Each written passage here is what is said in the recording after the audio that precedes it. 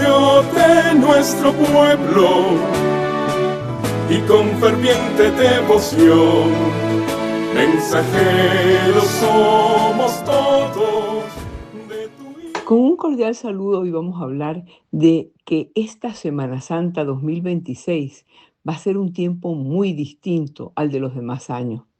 Estamos a unos días de entrar en la Semana Mayor. Para los cristianos en Jerusalén, la ciudad santa es el centro de la pasión, muerte y resurrección de nuestro Señor Jesucristo. Y allí, en lugar de cantos, se escuchan sirenas antiaéreas y el eco sordo de las explosiones. Jerusalén, esa ciudad que ha resistido asedios por milenios, está viviendo sus horas más oscuras justo a las puertas de la Semana Santa, poniendo en peligro de destrucción la herencia sagrada de la humanidad, el corazón histórico de la humanidad. En la iglesia del Santo Sepulcro, en un hecho sin precedentes en 2000 años, se ha reportado que un misil alcanzó parte del complejo del Santo Sepulcro. La estructura que marca el lugar de la crucifixión y resurrección ha sufrido daños severos en su techo y en los muros antiguos. Por primera vez en la historia moderna, las puertas han sido selladas, no por llaves, sino por escombros, y las autoridades han decretado el cierre indefinido de la Basílica del Santo Sepulcro. Aunque los frailes franciscanos y las comunidades ortodoxas mantienen la oración perpetua en su interior, los fieles tienen prohibido el ingreso por razones de seguridad extrema. El monasterio de San Constantino y Santa Elena, que está adyacente a la basílica, sufrió también daños estructurales en su techo. Por eso no habrán celebraciones públicas. El patriarcado ha expresado un dolor profundo al ver que el lugar de la resurrección está rodeado de escombros y miedo, rompiendo una tradición de siglos de acceso a los fieles. Pero también en la explanada de las mezquitas y el muro hay fragmentos de misiles interceptados que han caído peligrosamente cerca de la cúpula de la roca y la mezquita de Al-Aqsa. El pánico que se ha apoderado de los fieles que intentaban rezar sus oraciones de Ramadán, que este año coincide con el periodo previo a la Pascua, convirtieron a los lugares de oración en refugios improvisados. La cercanía de los impactos a la mezquita de Al-Aqsa ha provocado que la custodia jordana denuncie que existe una amenaza existencial para este tercer sitio más sagrado del Islam. Los fieles que realizaban sus ritos han tenido que huir hacia los túneles subterráneos para proteger sus vidas. Miles de fieles musulmanes se han visto obligados a rezar en las aceras fuera de las murallas de la ciudad vieja bajo una vigilancia militar sin precedentes. En el barrio judío hay impactos directos en zonas residenciales cerca al Muro de las Lamentaciones, con incendios que los servicios de emergencia luchan por controlar bajo la amenaza de nuevas oleadas de drones. Es decir, en Jerusalén, las tres religiones monoteístas, los judíos, los cristianos y los musulmanes, están siendo asediados y están siendo atacados tremendamente. Por eso las calles están desiertas. La vida dolorosa que hoy debería estar llena de peregrinos de todo el mundo preparándose para el Domingo de Ramos está vacía. Solamente hay patrullas militares y ambulancias a toda velocidad. Los refugios subterráneos, y esto es bien interesante, amigos, porque los refugios subterráneos están llenos de judíos, cristianos y musulmanes por igual. Los tres grupos religiosos comparten los búnkeres en una ironía trágica. La guerra los ha unido físicamente bajo tierra, mientras sus lugares sagrados están siendo destruidos en la superficie. No estamos ante una guerra por territorio, estamos ante la demolición de la memoria espiritual del planeta. Lo que está ocurriendo es un escenario que los líderes religiosos describen como una herida abierta en el corazón de la fe mundial. El patriarca latino de Jerusalén, el cardenal Pier Battista Pizzaballa, ha emitido un comunicado histórico diciendo que hay que decirle adiós al Domingo de Ramos. Es decir, la emblemática procesión que bajaba desde el Monte de los Olivos ha sido cancelada. No habrán palmas, no habrán multitudes recorriendo el Valle del Cedrón Y todo esto debido al riesgo constante de nuevos ataques con drones y misiles. También la misa crismal, que es uno de los ritos más importantes del clero católico, ha sido suspendido sin fecha de retorno. Amigos, esta Semana Santa es un momento de profunda desolación.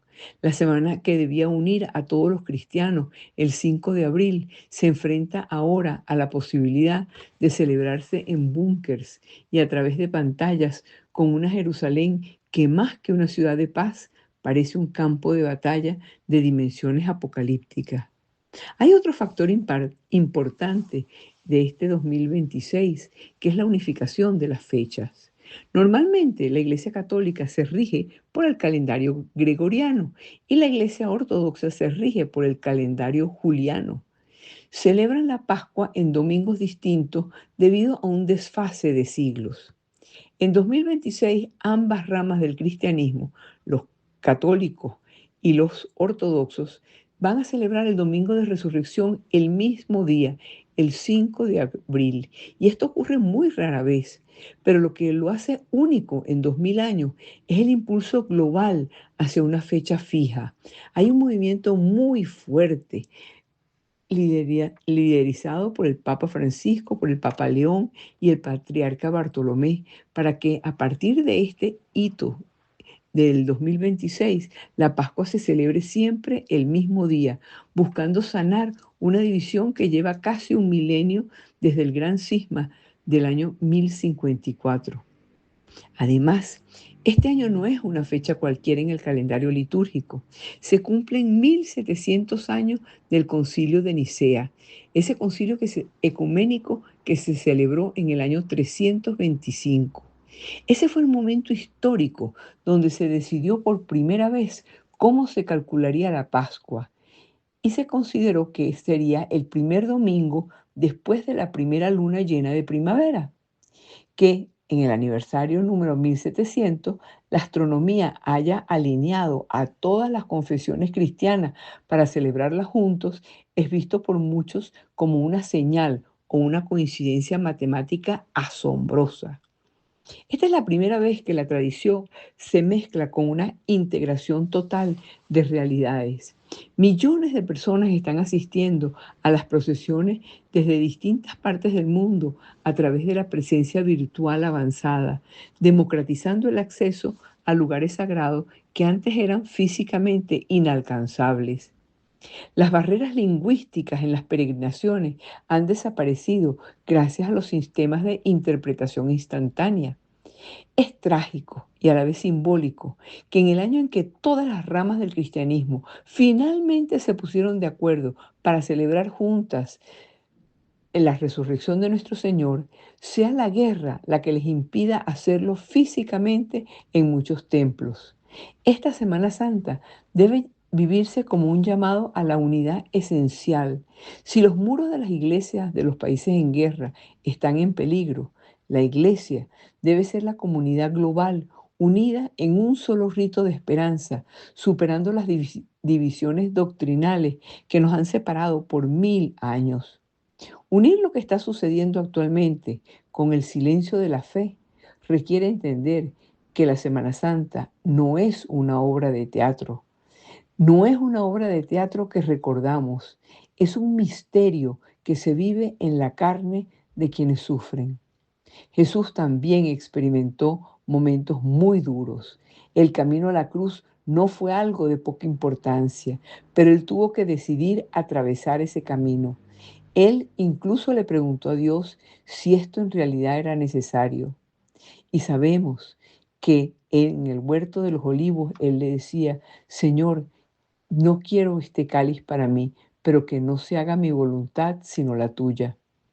Ese fue el sí más grande que se ha dado en la historia de la humanidad. Al celebrar la resurrección de Jesús, es interesante mirar cómo vamos a través de nuestros propios tiempos difíciles. Creo que también pasamos por nuestra propia privada crucifixión y resurrección con cierta regularidad. A menudo digo, viernes siempre viene antes del domingo. ¿Y te has preguntado por qué nos referimos al día de la muerte de Jesús como Viernes Santo? Pues es un día en el que ha habido tanto dolor, angustia y agonía, porque es el resultado de ese particular viernes en que Jesús muere crucificado, adolorido, pero fue la resurrección de entre los muertos el domingo lo que lo hizo cada vez más sagrado. En nuestra vida cotidiana tenemos que creer que cuando pasamos por tiempos difíciles, el resultado será bueno, pero cuando estamos sufriendo, probablemente una de las cosas más difíciles para nosotros es recordar que Dios va a resolverlo todo para nuestro bien. Todas las cosas trabajan juntas para nuestro bien. Esto es una escritura clave para los cristianos cuando pasamos por tiempos difíciles o decepcionantes. Cuando algo no sucede de la manera que nos gustaría que sucediera, podemos creer que Dios lo resolverá para el bien. A ese lugar siempre se puede volver en todo tipo de pruebas. A Dios podemos volver siempre. Ahora bien, esto no significa que las pruebas son necesariamente buenas. Pero Dios puede hacer que trabajen para nuestro bien, porque Él es impresionante. Dios tiene que ser maravilloso para ser capaz de tomar cosas malas y usarlas para nuestro bien. Si amamos a Dios y realmente queremos su voluntad para nuestra vida, creo que es seguro decir que podemos confiar en Él y que todo saldrá bien, no importa lo que nos pase. Incluso si nos hemos desviado debido a nuestra propia estupidez o si somos inocentes, pero alguien más se involucra y trae dolor y sufrimiento a nuestra vida, podemos confiar que Dios lo resolverá. A mí me gusta decir, no hay persona en la tierra ni diablo en el infierno que pueda detener la voluntad de Dios. Eso es una sabiduría muy grande que no es mía, sino que la leí una vez. No hay persona en la tierra, ni diablo en el infierno, que pueda detener la voluntad de Dios.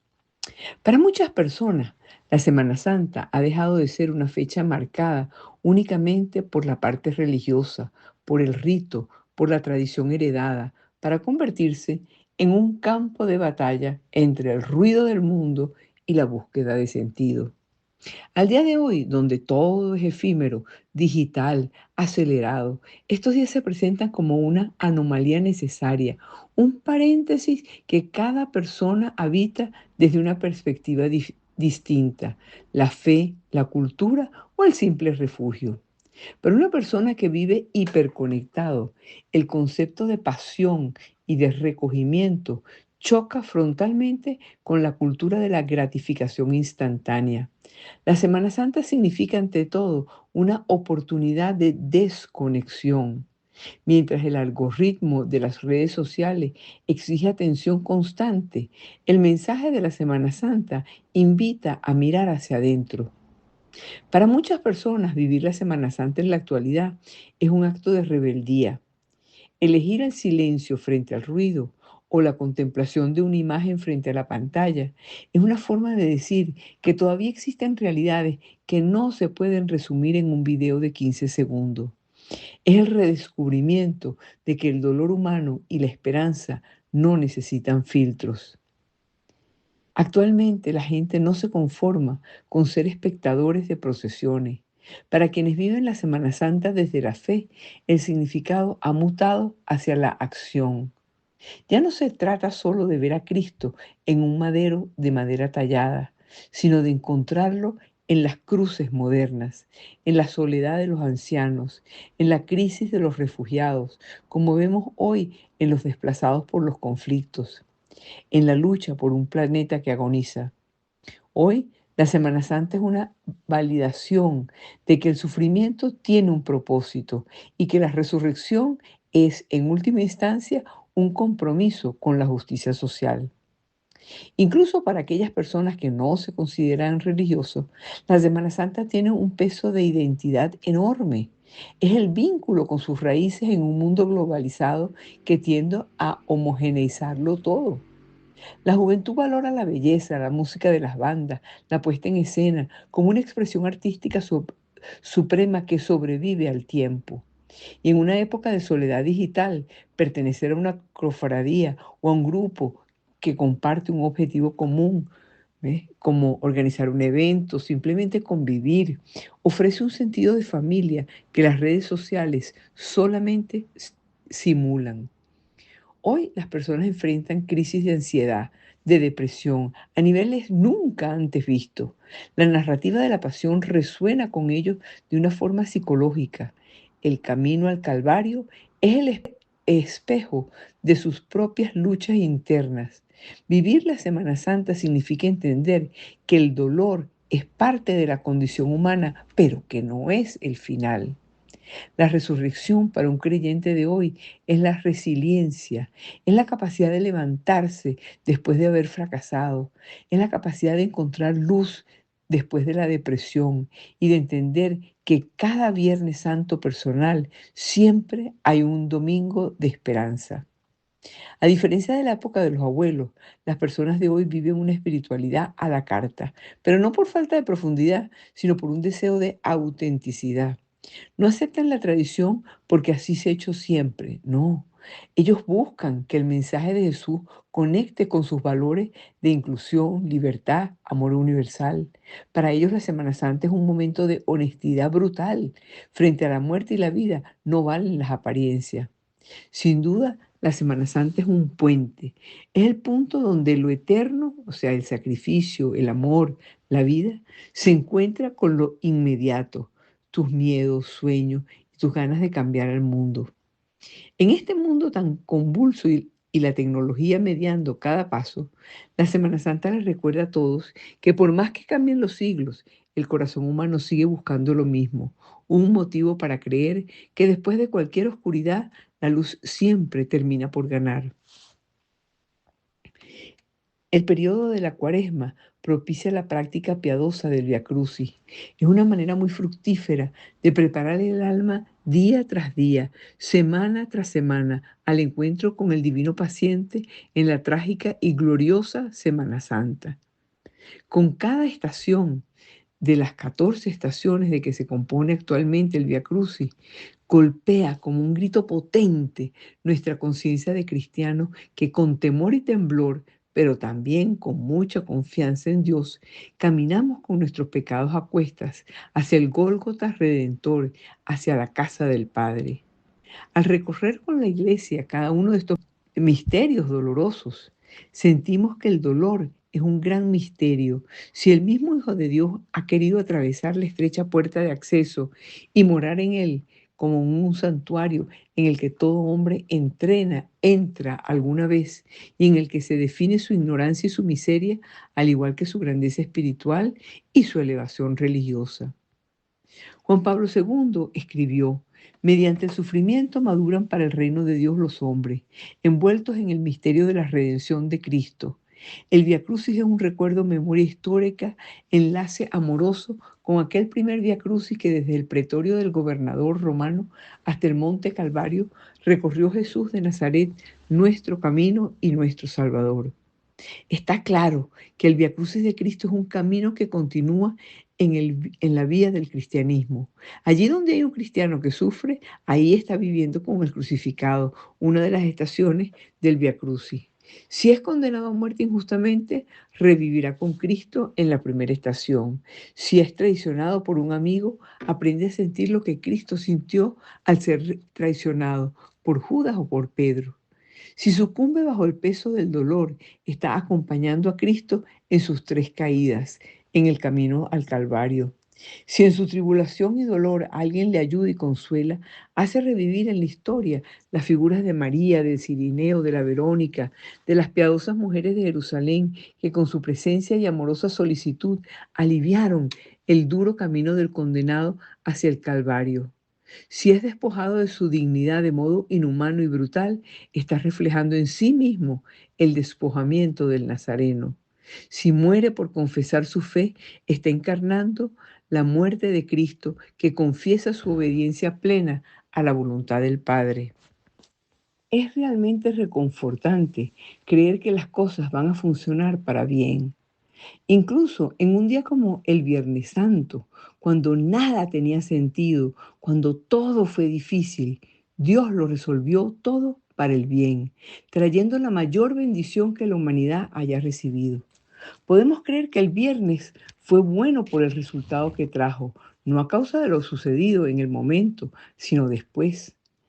Después de haber pasado por momentos difíciles, hay quienes mirando hacia atrás tienen la certeza de que no serían ni siquiera la mitad de la persona que son ahora si no hubiera sucedido lo que sucedió en ese momento tan duro. Pareciera que los seres humanos solo crecemos de verdad en los tiempos difíciles, pues es en esos momentos que realmente llegamos a Dios en nuestra relación con Él a un nivel más profundo. ¿Por qué? Porque nuestra única opción, si queremos superar la dificultad, es confiar en Dios. Él va a darnos la tranquilidad de saber que Él puede hacer que las cosas malas funcionen para nuestro bien. El proceso que llevó a la muerte de Jesús no fue solamente un evento religioso, fue un drama político, fue un drama humano, cargado de simbolismo y sufrimiento. Después de ser arrestado en Getsemaní, pasó por un doble juicio. Primero, el juicio religioso ante el Sanedrín, que era el consejo judío, donde se le acusó de blasfemia por afirmarse como el Hijo de Dios. Sin embargo, como los judíos no tenían autoridad para ejecutar la pena de muerte bajo el dominio romano, lo llevaron frente a Poncio Pilato, que era el prefecto de Judea. Pilato no encontraba una falta política clara, pero ante la presión de la multitud y el temor a una revuelta, decidió lavarse las manos y ceder a la petición de crucifixión. Antes de la ejecución, Jesús fue sometido a la flagelación. Este no era un simple castigo. Los romanos usaban un instrumento llamado flagrum, que era un látigo con varias cuerdas que terminaban en piezas de hueso o bolas de plomo, con la intención de debilitar al condenado hasta casi llevarlo a la muerte. Los soldados romanos, en tono de burla, le colocaron un manto púrpura y una corona de espinas, golpeándolo y escupiéndole, mientras gritaban: «¡Salve, rey de los judíos!».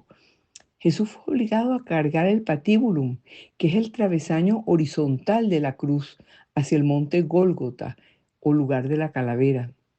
Y debido a la pérdida de sangre, la falta de sueño, Jesús cayó varias veces.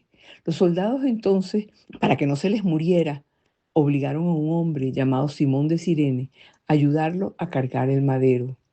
En el camino se encontró con su madre y los dos simplemente se miraron.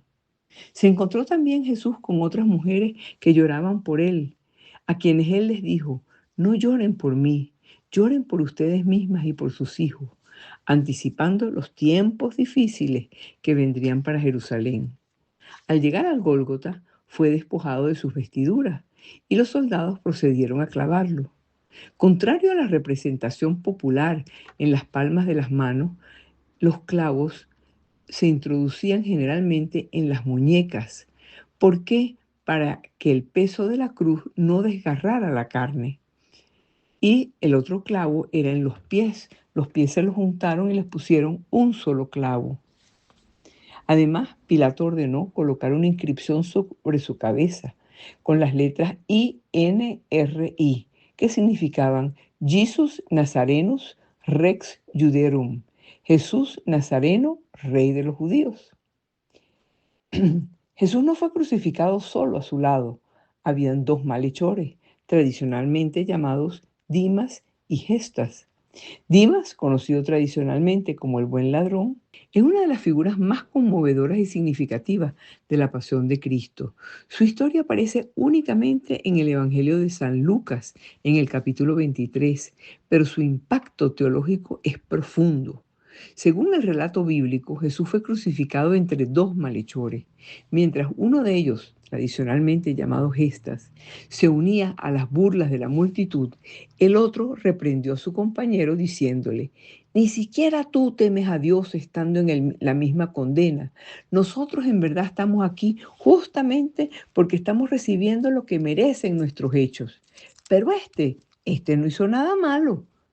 Luego, dirigiéndose a Jesús, pronunció la famosa petición: «Jesús, acuérdate de mí cuando estés en tu reino». La respuesta de Cristo fue la primera canonización de la historia. Jesús le dijo: «Hoy estarás conmigo en el paraíso».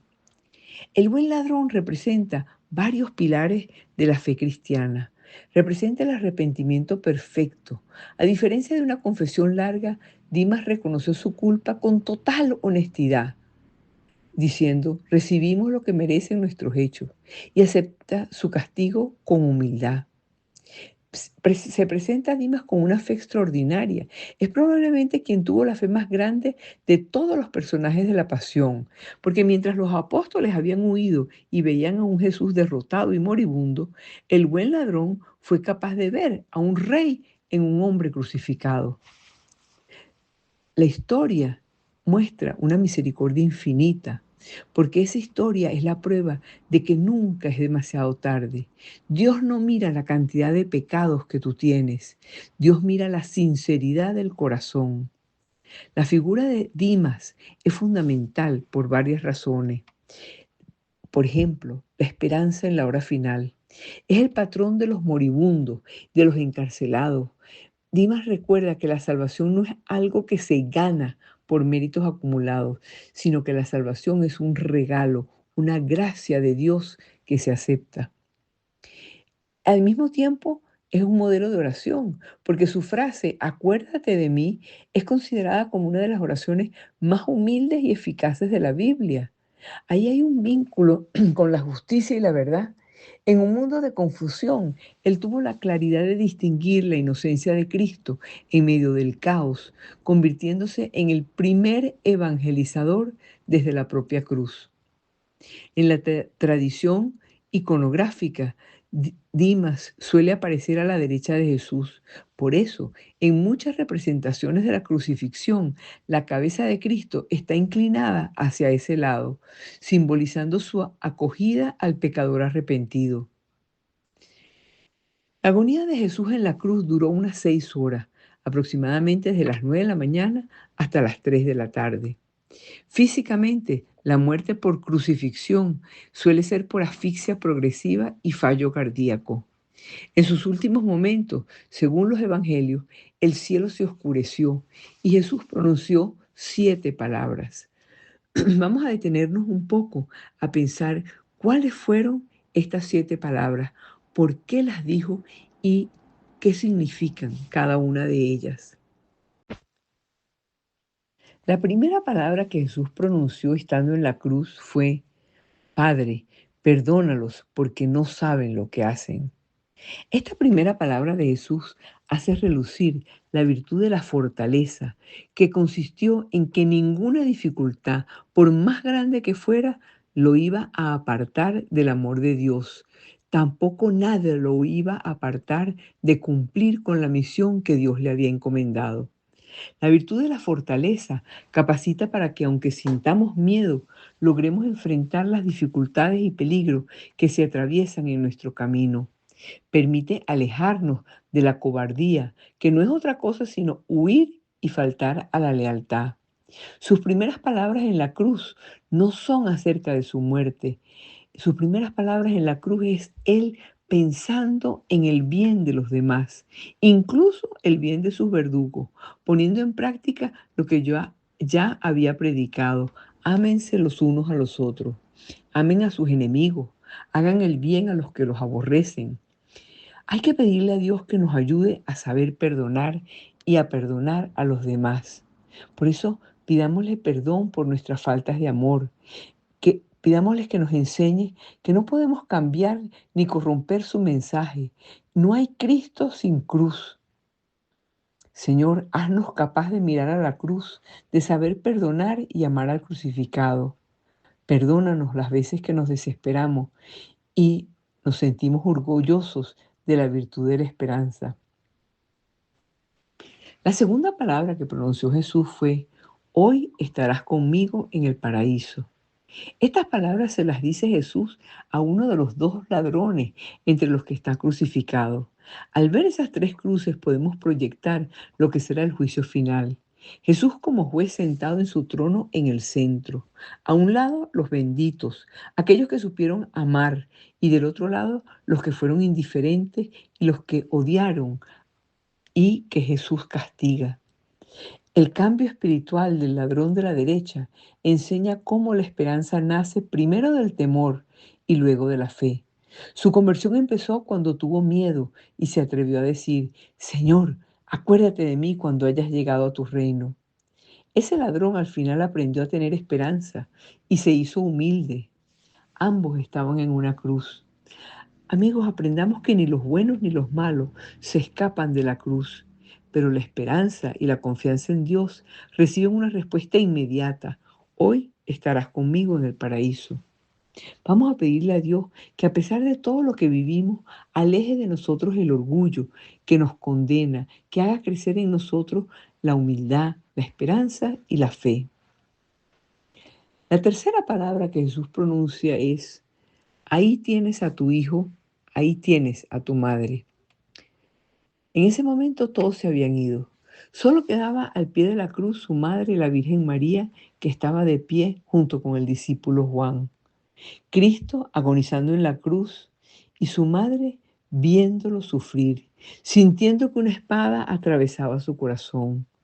Dos formas distintas de aproximarla a la vida, ambas válidas frente a Dios. Al Jesucristo darle a Juan a su madre y a ella, a Juan, como hijo estaba escogiendo los medios perfectos para revelar los lazos nacidos de la salvación. María iba a ser nuestra madre y nosotros sus hijos. Los católicos no adoramos a María, solamente la veneramos, la reverenciamos. El amor y la devoción a María siempre llevan a reconocer que Jesús es el Hijo de Dios vivo. Si tenemos héroes y prototipos en la tierra, tengamos como ideal cristiano a la Virgen María.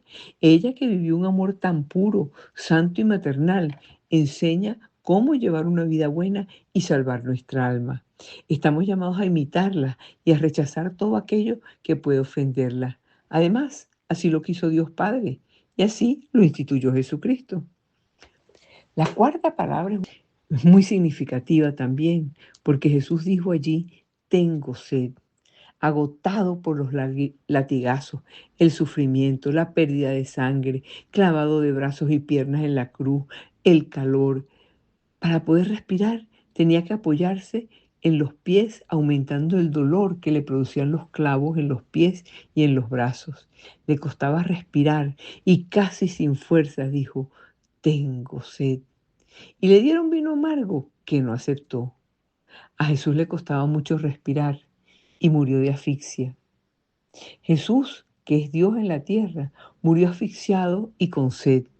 Jesús tiene sed por conseguir que entre los hombres y las mujeres existe el amor que busca el bien del otro, donde reine la comprensión y la tolerancia, donde se viva, se respete y se dé testimonio de la verdad. Sed de conquistar almas que luchen con los brazos abiertos para vivir en un mundo donde las personas se amen, se perdonen, se ayuden, tengan la posibilidad de desarrollar sus capacidades y habilidades. Sed de personas que vivan la virtud de la templanza, es decir, del autodominio de uno mismo, haciendo lo correcto a los ojos de Dios. Pidámosle a Dios que tengamos siempre sed de amar, de perdonar, de ayudar, prestando a otros consuelo y esperanza. La quinta palabra muy difícil, palabra que Jesús pronuncia en la cruz, es un grito que dice: Dios mío, ¿por qué me has abandonado? Jesús, colgado de la cruz, cuando se sintió completamente solo, gritó reclamándole a Dios que lo había abandonado. No le pedía a Dios que lo bajara de la cruz, sino que lo elevara al cielo. La fe se refiere a las cosas del alma, no a las cosas del mundo. La fe es como un telescopio que abre nuevos mundos que antes estaban cerrados y no veíamos. Cuando tenemos fe, vemos en la hostia el cuerpo de Cristo. El que no tiene fe ve la hostia como un pedazo de pan. La fe permite aceptar el Evangelio con todo lo que tiene. No podemos creer unas partes sí y otras partes no. Unas me gustan y otras me parecen difíciles. No, no puedo creer que Dios perdona cuando me arrepiento y rechazar cuando me habla de la santidad de la familia. Más que nunca el mundo sabe que lo que tiene es necesidad de amor bien entendido, de nutrirnos de las verdades de Dios y de la virtud de la fe. Y la fe crece cuando la compartimos con los demás. La sexta palabra dice: todo está cumplido. Hay quienes no pueden soportar la vista del crucifijo porque a diferencia de los demás crímenes, el crimen de la crucifixión está acusándonos a nosotros mismos. Allí está el contraste muy claro entre el bien y el mal. En la cruz está resumida la lucha por el mundo. Está simbolizada la escogencia entre la ilusión del tiempo y la verdad de la vida eterna, entre la luz y la oscuridad. Y no podemos estar en ambos lados al mismo tiempo. Jesús vino a la tierra para salvarnos. Por eso se sumergió en todos los sufrimientos humanos para pagar la deuda de nuestra desobediencia para con Dios. La cruz fue la violenta expresión del antidios. Fue el intento de destruir a la divinidad. Fue cuando el mal llegó a su máxima expresión. Jesús clavado en la cruz dice que más amargo que la crucifixión debe ser el rechazo de ese amor por el cual fui salvado. Señor, que yo aprenda a cumplir tu voluntad para que al final de mi vida también te pueda decir estas palabras, palabras de victoria. Todo está cumplido, porque Él cumplió con la voluntad de Dios. En la séptima palabra, Jesús dice, Padre, en tus manos encomiendo mi espíritu. A Jesús nadie le estaba arrebatando la vida. Él le entregó con toda su libertad por amor a nosotros. Jesús enseñó que todo amor implica escogencia.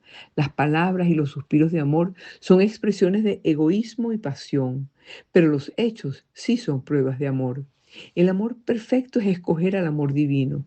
Nadie tiene amor más grande que el que da la vida por sus amigos. Jesús dijo, no todo el que dice Señor, Señor entrará en el reino de los cielos, sino el que hace la voluntad del Padre. Quien cumple, amigos, quien cumple con los mandamientos, ese es el que lo ama. Y el que lo ama será amado por su Padre. Y yo lo amaré y vendremos a él, dice el Señor. La ley del amor es amar sin medida. Señor, que no se haga mi voluntad sino la tuya. Señor, que yo aprenda a saber que con tu muerte revelaste que no estamos destinados a sumergirnos en la oscuridad, en el vacío existencial, en la vorágine de la nada, sino que estamos invitados al encuentro con el Padre, a caminar en la fe, en el amor y abandonarnos en los brazos de Dios a la hora de la muerte. Vamos a pedirle a Dios perdón por nuestras faltas de amor, que nos enseñe que no podemos cambiar ni corromper su mensaje, que nos haga capaces de mirar a la cruz, saber perdonar y amar como Él lo hizo. Después de pronunciar sus últimas palabras, Padre, en tus manos encomiendo mi espíritu, todo está cumplido, Jesús inclinó la cabeza y murió. El relato menciona que el grueso velo del templo que separaba el lugar santísimo, donde solamente el sumo sacerdote podía entrar, se rasgó de arriba abajo y la tierra tembló. Las rocas se partieron. Esto se interpreta simbólicamente como que el camino hacia Dios quedaba abierto para todos. El cielo, que ya estaba oscuro desde el mediodía, aumentó la sensación de presagio, dejando al centurión romano a cargo con una frase para la posteridad. Verdaderamente, este hombre era el Hijo de Dios. Este relato combina la crudeza de la justicia romana con una profundidad espiritual que ha definido la fe de miles de millones de personas por siglos. La agonía de Jesús en la cruz duró unas 6 horas aproximadamente, desde las 9 de la mañana hasta las 3 de la tarde. Físicamente, la muerte por crucifixión suele ser por asfixia progresiva y fallo cardíaco. En los últimos momentos, según los evangelios, el cielo se oscureció. Después de pronunciar sus últimas palabras, después de que Jesús inclinó la cabeza y expiró, el ambiente en Jerusalén pasó de la agitación del juicio a un estado de asombro, temor y finalmente un silencio sepulcral. Como el día siguiente era Shabbat, día de reposo judío, y además era una Pascua especial, las autoridades judías no querían que los cuerpos quedaran expuestos. Pidieron a Pilato que les quebraran las piernas a los crucificados para acelerar su muerte por asfixia. Fueron y le quebraron las piernas a los 2 crucificados al lado de Jesús.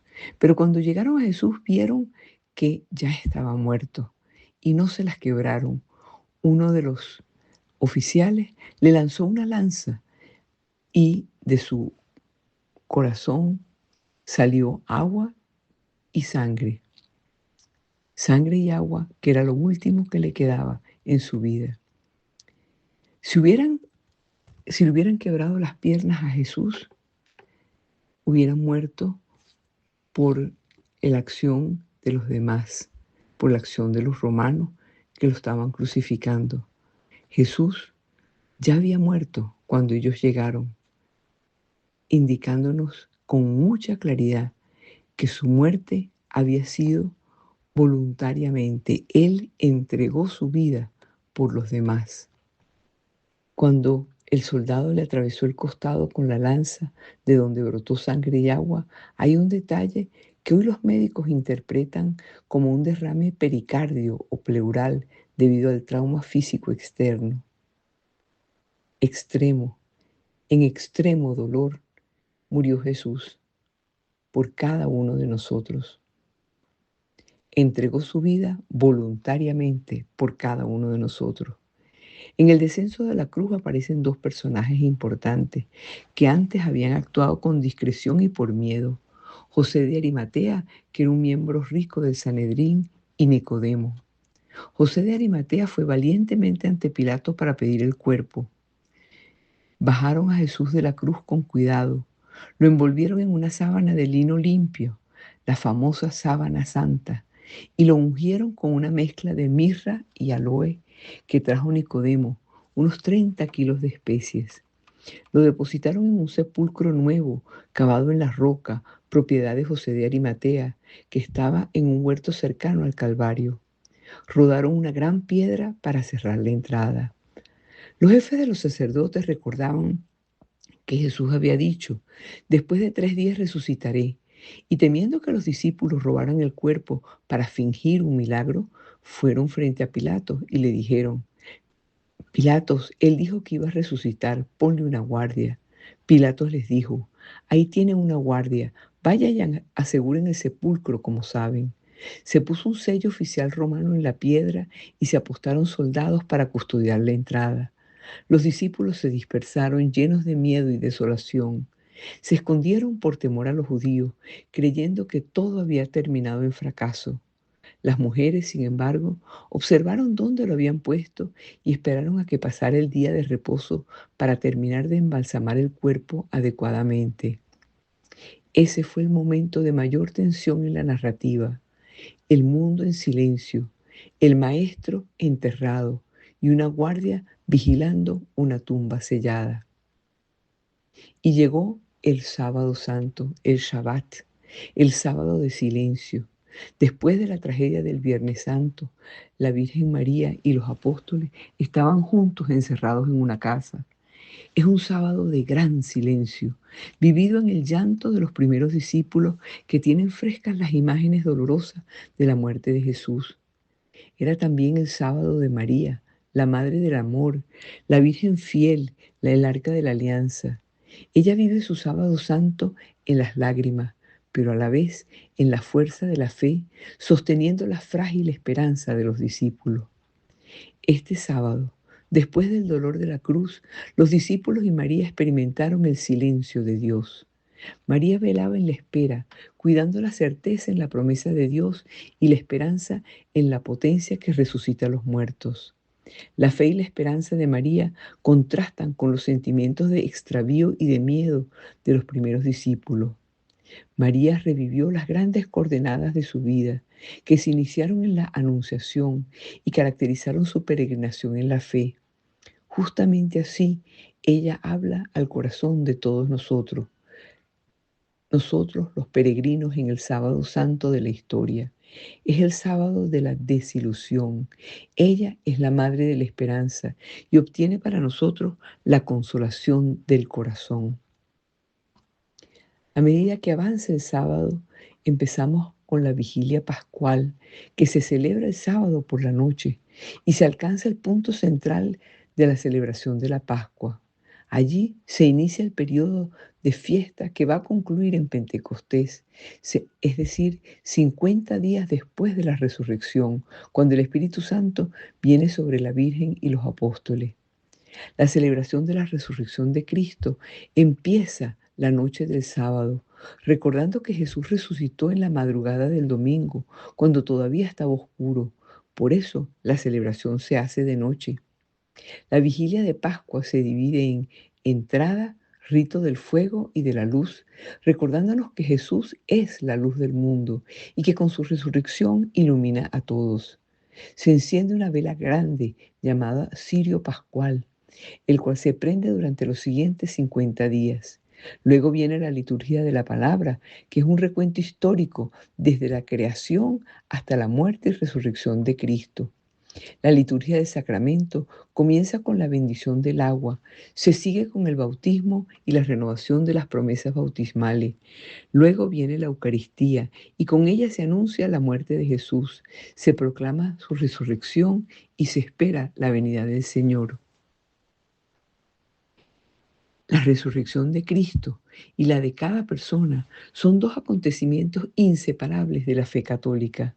Por eso, en los primeros siglos del cristianismo y en la actualidad, la noche del Sábado Santo se bautiza a los nuevos convertidos, que son los que se llaman los catecúmenos, para simbolizar en ellos lo que todos debían estar viviendo, la conversión de sus almas. Si se elimina la resurrección, se destroza la fe cristiana. ¿De dónde sacaron entonces los apóstoles fuerza para conquistar toda esa gran civilización grecorromana, siendo ellos unos pobres, miedosos e ignorantes hombres de pueblo, para llegar hasta el confín del mundo y 2000 años después seguir anunciándose y viviendo la palabra de Dios, la palabra de un muerto? Por supuesto que no. Eso sería imposible psicológica y sociológicamente.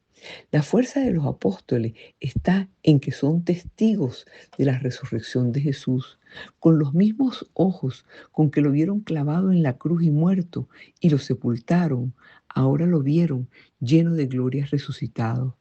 El entusiasmo de los apóstoles al ver al resucitado los llevó a convertirse en anunciadoras de la palabra de Dios. Sentían la necesidad incontenible de comunicar a otras personas lo que habían visto y oído. Vamos a pedirle a Jesús resucitado que nos dé ese ardor, esa convicción que le dio a los apóstoles, para que nosotros también podamos dar testimonio con nuestra vida y nuestra palabra de que Jesús es el único Salvador del mundo. Tengamos presente también que desde el viernes hasta el domingo tenemos que aprender a soportar el sábado, que es lo más difícil de hacer. El sábado puede ser incluso más duro que el viernes, porque el sábado estamos frente a la tumba y no estamos seguros de lo que vaya a pasar después. La mayor parte del tiempo no sabemos cuánto va a durar y aunque Dios lo sabe, no lo dice. Entonces necesitamos recordar que si estamos en momentos de sábado santo, en nuestra situación particular, podemos estar seguros de que el domingo siempre llega después del viernes, pero tenemos que soportar pasar por ese sábado. Tenemos que aguantar estando firmes, no dándonos por vencidos ni renunciando. Cuando lo hagamos, disfrutaremos de los beneficios de la resurrección y las bendiciones que llegan el domingo. Porque Jesús soportó la cruz porque Él sabía que le esperaba el otro lado del camino. En nuestra vida cotidiana, nosotros vamos a tener que soportar algunas cosas y vamos a tener que enfrentar momentos difíciles, pero la única manera de hacerlo es pasando por ahí. Sea que seamos golpeados por una circunstancia inesperada, sufriendo por algo que hicimos mal o resistiendo a la tentación, tenemos que pasar por cosas, pero esperando la otra cara de los momentos duros, que es el gozo de obtener el premio al buen resultado.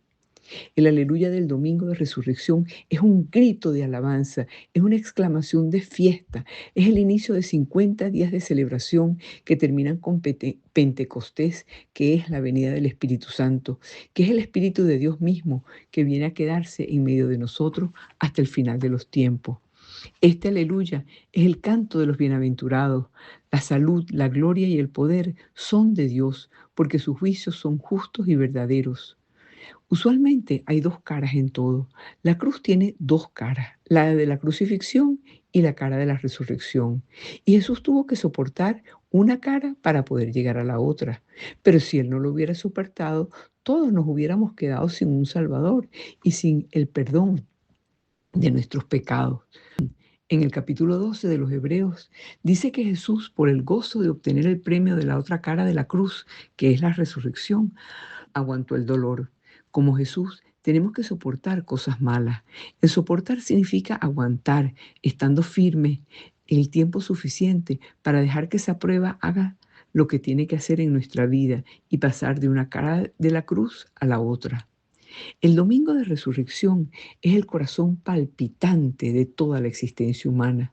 Es la victoria de la vida sobre la muerte, de la esperanza sobre la desesperación. La resurrección es el evento que da sentido al sufrimiento. El domingo de Pascua era la prueba definitiva de que el mal no tiene la última palabra. No somos un pueblo de desesperación, sino un pueblo de aleluya. La resurrección es la manifestación máxima del amor misericordioso de Dios que baja hasta los abismos de la muerte para rescatar al hombre. La presencia de Cristo resucitado es lo que permite al ser humano perder el miedo a los sistemas opresores, a la soledad, a la propia muerte. El resucitado es quien abre de par en par las puertas a Cristo. La resurrección no es solamente espiritual. Cristo resucitó en su cuerpo, lo que eleva la dignidad de toda la creación material y humana. El domingo de resurrección es la promesa de que nuestra propia carne está llamada a la gloria. La fe en la resurrección de Cristo dice que hay un mañana para cada dolor humano, para cada injusticia, para cada muerte. Vivir una semana profunda no depende de la tranquilidad del entorno, sino de la disposición del corazón. A veces los obstáculos más grandes, como el cansancio, las distracciones, los problemas personales, la falta de tiempo, son precisamente la cruz que Jesús nos invita a cargar junto con Él. Acompañar a Jesús no siempre significa estar en silencio frente a un sagrario. A veces significa reconocer su rostro en medio de nuestras propias fatigas. Cuando el mundo parece ir en contra, cuando el tiempo se nos escapa o el ánimo nos pesa, es cuando más nos parecemos al cirineo que ayudó a Jesús a llevar la cruz o a las mujeres que lloraban en el camino al Calvario. Ellos nos acompañaron a Jesús en un momento de paz, sino en un momento de caos, de gritos, de incomprensión. Ahí acompañaron a Jesús. Vivir bien esta Semana Santa no es lograr la perfección espiritual, sino ofrecer nuestra imperfección presente. Recuerda que tu cansancio es el cansancio de Jesús. Si te sientes agobiado, descansa un momento en su hombro. Él también sabe lo que es caer bajo el peso de un madero. Tu soledad es la soledad de Jesús en el huerto de Getsemaní cuando lloró. Si sientes que nadie te entiende, ahí está Él. Si sientes que te abandonaron, ahí está Jesús orando contigo en el huerto. Tu fidelidad es el consuelo, un solo minuto de pensamiento amoroso hacia Dios en medio de un día difícil vale más que 1000 horas de ritos sin corazón. No busques la Semana Santa ideal, vive la Semana Santa real. Deja que tus obstáculos sean los clavos que te unan más fuerte a su cruz, para que también tú puedas participar plenamente de su gloria. No temas a las dificultades del camino. Cristo no nos pidió que no sufriéramos, sino que no sufriéramos solos. Cada paso que das hacia Él, a pesar de lo que te detiene, es un acto puro de amor que alegra el corazón de Jesús. La Semana Santa no es un evento cómodo, es un recordatorio de que la luz brilla más fuerte cuando la oscuridad es más densa. Hoy tenemos que recordar que si hace 2000 años la oscuridad cubrió la tierra al mediodía, tenemos que tener la certeza de que ningún sepulcro, por muy profundo que sea el cráter, tiene la última palabra. La primera Pascua no ocurrió en una catedral iluminada, sino en un jardín vacío, bajo el miedo de un imperio y el silencio de una tumba. Si el cielo de Jerusalén está oscuro hoy, es solo para que la luz de tu fe brille con más fuerza.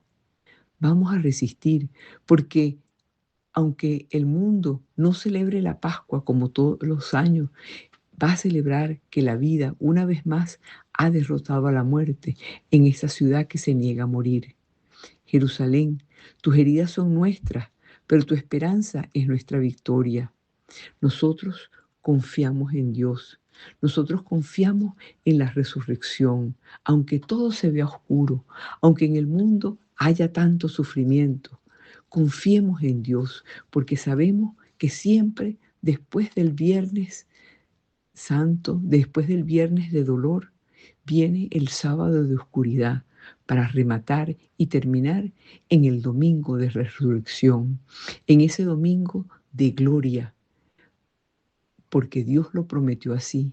Y Dios prometió que cuando estábamos con Él, ¿qué iba a pasar? Que con Él siempre ganamos. Orgullo de nuestro pueblo y con ferviente devoción, mensajeros somos todos de tu innegable protección. Mensajeros